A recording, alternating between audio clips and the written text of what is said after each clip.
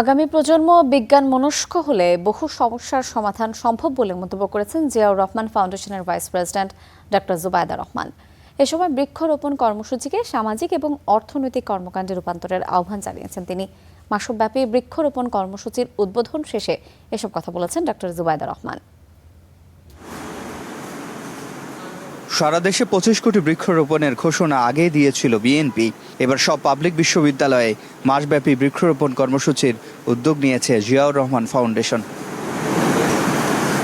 বুধবার ঢাকা বিশ্ববিদ্যালয়ের কার্জন হল প্রাঙ্গণে নিম গাছের চারা রোপণের মাধ্যমে এই কর্মসূচির উদ্বোধন করেন জেডআরএফ এর vice president doctor Zubaida Rahman. এরপর বিজ্ঞান মেলার উদ্বোধন করেন ডাক্তার জুবাইদা। বলেন, আগামী প্রজন্ম বিজ্ঞান মনস্ক হলে বহু সমস্যার সমাধান সম্ভব। পরিবেশ সুরক্ষায় এবং দেশের বিভিন্ন সমস্যার বৈজ্ঞানিক সমাধান বের করার ক্ষেত্রে শিক্ষক, শিক্ষিকা এবং শিক্ষার্থীরা নিঃসন্দেহে বিরাট অবদান রাখতে পারে।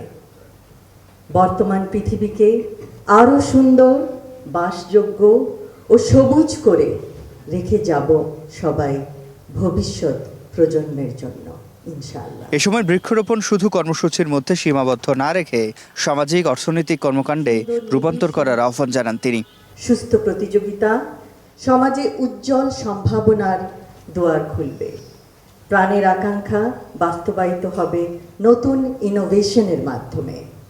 পরিবেশ সুরক্ষায় বৈজ্ঞানিক উপায় খুঁজতে শিক্ষক শিক্ষার্থীদের আহ্বান জানান ডাক্তার জুবাইদা রহমান।